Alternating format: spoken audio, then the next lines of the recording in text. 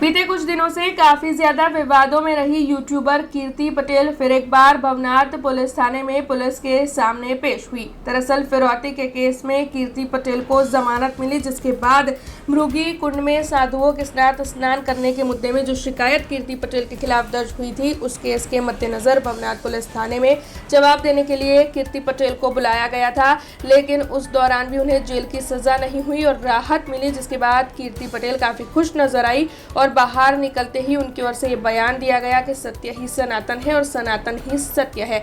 तो वहीं इस दौरान कीर्ति पटेल के वकील सुरेश परमार की ओर से भी ये बताया गया कि उनके क्लाइंट निर्दोष है और उसके बावजूद भी अगर कुछ शिकायत होगी और पुलिस बुलाएगी तब वो हाजिरी देंगे और पुलिस को सहकार देंगे। हालांकि आपको बता दें कि फिरौती के केस में जब कोर्ट में कीर्ति पटेल को पेश किया जा रहा था तब वो रोते हुए नजर आ रही थी, लेकिन कल जो है कीर्ति पटेल हंसते हुए पुलिस थाने से बाहर निकली थी और अपने ओरिजिनल अंदाज में नजर आई थी। तब इस मामले में कीर्ति पटेल और उनके वकील क्या कह रहे हैं, आइए आपको सुनाते हैं। હું તો ખાલી એટલું જ કહીશ, સત્ય ઈ સનાતન છે, સનાતન ઈ સત્ય છે, તો દિલથી કહીશ હર હર મહાદેવ. બાકી સાહેબ વાત કરશે જય હિન્દ. એ તો સમય બતાવશે. આજે મારા ક્લાયન્ટને એક અમને અહીંયા પૂછપરછ માટે હાજર થવા માટે પોલીસ દ્વારા લીગલ નોટિસ હતી.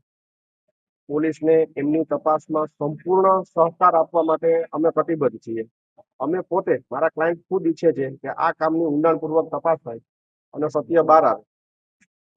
નિવેદનના અંતે અમે પોલીસ એજન્સીને એટલી આશ્વસ્ત પણ કરી છે કે અત્યારે જ નહીં, ભવિષ્યમાં પણ એની ટાઈમ ગમે ત્યારે તપાસના કામે મારા ક્લાયન્ટની જરૂર પડશે. મારા ક્લાયન્ટ સત્ય સાથે તપાસના કામે આપને સહયોગ આપે. સુપ્રીમ કોર્ટે એ અંગે અલગ અલગ મત મતાંતરો છે, પણ નક્કી કરવાની સત્તા પોલીસ અધિકારીને છે. એટલે એ વિશે મારે કેવું કે આમ જ કરવું જોઈએ એ પોલીસ નક્કી કરે વધારે બેસ્ટ. કીર્તિ પટેલ પર હજી એક ફરજ રૂકાવટનો કેસ એવો છે કે જેની તપાસમાં કીર્તિ પટેલને બોલાવવામાં આવેલ નથી અને અમે એ કેસમાં પણ આપના માધ્યમથી કહેવા માંગીશ પોલીસ એજન્સીને કે અમારા ક્લાયન્ટ છે, મારા ક્લાયન્ટ છે, એ કેસમાં પણ સહકાર આપવા માટે બધાએ. આજે જે સંતોએ જે ફરિયાદ કરેલી છે, જે ધાર્મિક ભાવનાઓ आहत થઈ છે, એ બાબતે આજ બોલાવેલા હતા અને આપને મીડિયાના માધ્યમથી હું જણાવવા માંગીશ, પૂરો કેસ છે એ મૃગી કુંડમાં સ્નાન કરવા સંબંધે જ વિવાદ ઉભો થયો છે. એક વૈચારિક મતભેદો ઉભા થયા છે અને એ વૈચારિક મતભેદોના કારણસર કન્સિસ્ટન્ટલી બીજી બે ફરિયાદો થઈ છે.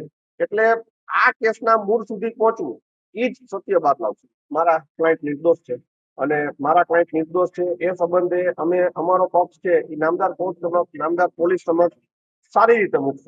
हमसे जुड़े रहने के लिए हमारे YouTube चैनल को सब्सक्राइब करें और नई वीडियो की नोटिफिकेशन के लिए बेल आइकॉन को दबाएं।